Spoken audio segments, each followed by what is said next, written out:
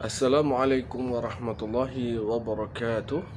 Alhamdulillah wassalatu wassalamu ala sayyidina al-mursalin wa ala alihi wa sahbihi wa man tabi'ahu bi ihsanin ila yaumiddin. Amma ba'du. Kita bertemu kembali di dalam pembelajaran kita untuk materi empati dan menghormati. Yang minggu lalu kita telah mempelajari tentang apa itu empati, yaitu sifat mental di dalam diri seorang yang mampu merasakan apa yang dirasakan oleh orang lain dari penderitaannya, dan itulah yang disebut dengan empati, di mana ketika dia bisa merasakan apa yang dirasakan orang lain, apa yang diderita oleh orang lain, sehingga tergerak dirinya untuk membantu, maka ia disebut telah memiliki perilaku empati di dalam dirinya.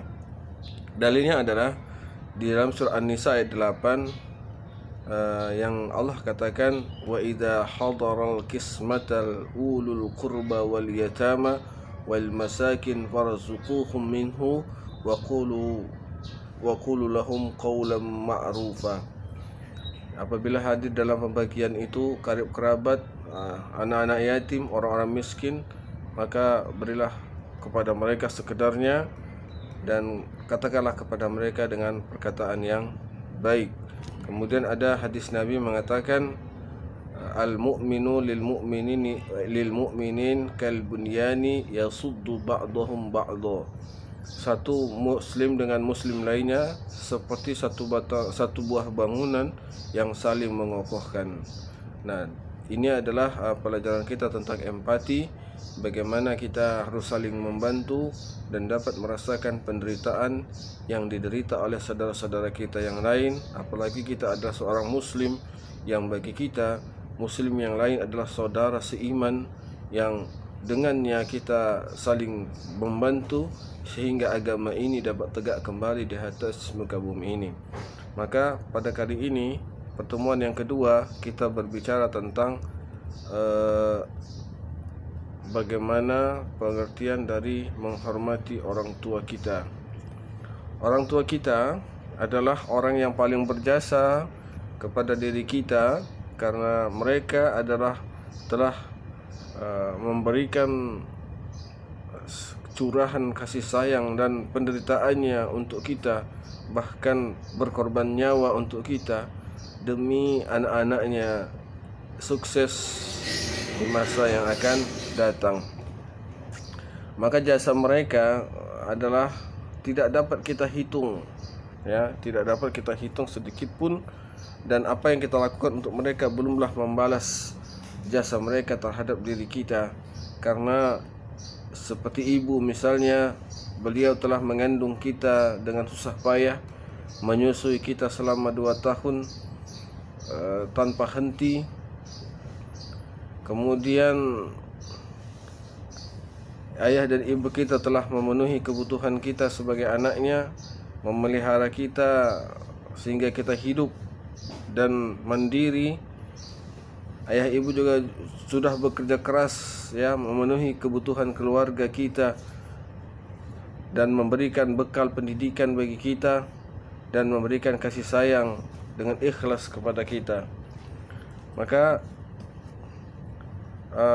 dalil yang akan kita baca pada hari ini adalah pada surah Al-Baqarah ayat yang ke-83 yang berbunyi, a'udzu billahi minasyaitonir rajim. Bismillahirrahmanirrahim. Wa iz akhadna mitsaqan bani Israil la ta'buduna illa Allah wa bil walidaini ihsana, ila al-akhir. Jadi ayat ini panjang, tapi yang kita fokuskan adalah 2 hal ini. Yang pertama, wa iz akhadna mitsaqan bani Israil, dan ingatlah ketika kami mengambil janji sumpah kepada Bani Israel, orang-orang Israel, orang-orang Israel ini adalah orang yang diselamatkan Allah dari tangan tirani Fir'aun melalui Nabi Musa alaihissalam, lalu mereka diberikan perjanjian jika nanti mereka selamat, apa yang harus mereka lakukan?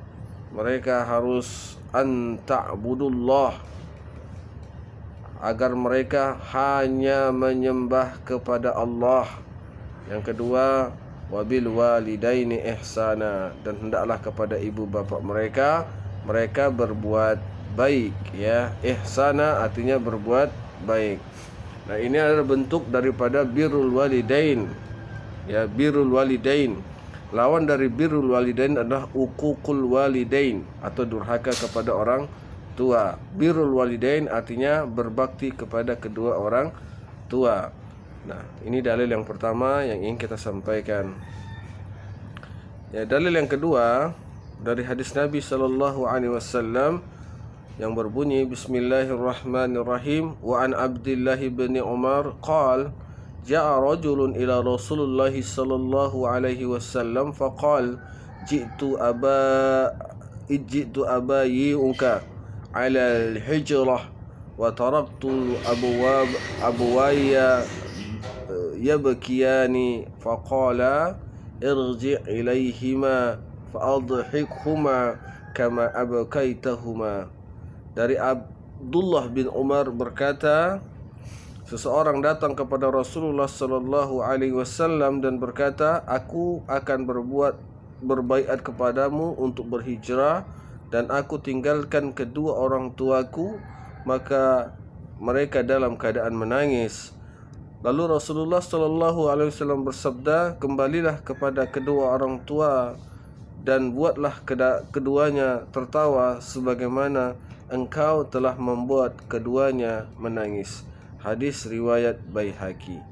Nah, anak-anak kami sekalian, hadis ini menunjukkan kemuliaan kedua orang tua, bahwa sesungguhnya hijrah bersama Nabi adalah satu yang mulia, satu yang dibanggakan, bahwa hijrah itu adalah berpindahnya penduduk atau kaum muslimin dari kota Mekah karena mendapatkan tekanan, pembunuhan, cacian dan seterusnya, ke kota Madinah yang diperintahkan oleh Allah. Dan ini adalah satu amalan yang sangat besar di sisi Allah pada masa itu.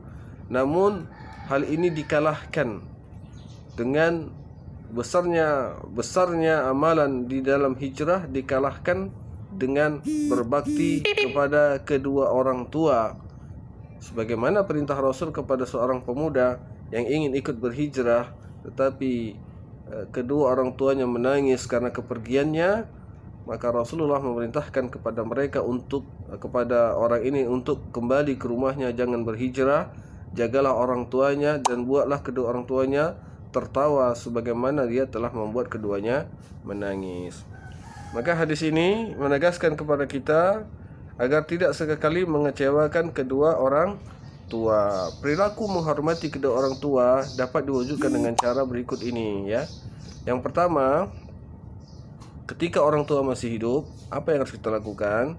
Memperlakukan keduanya dengan sopan dan hormat, membantu pekerjaannya. Yang kedua, ya. Yang ketiga, mengikuti nasihat apabila nasihat itu benar dan baik. Yang keempat adalah membahagiakan keduanya. Lalu bagaimana ketika mereka sudah wafat atau sudah meninggal dunia? Yang pertama yang kita lakukan adalah, jika keduanya muslim, kita dapat mendoakan mereka setiap hari agar mendapatkan ampunan Allah Subhanahu wa ta'ala dengan doa yang telah masyhur, Allahumma firli wali walidayya warhamhuma kama rabbayani saghira, ya. Tuh. Yang kedua, melaksanakan wasiatnya. Apa wasiatnya? Itu kita laksanakan.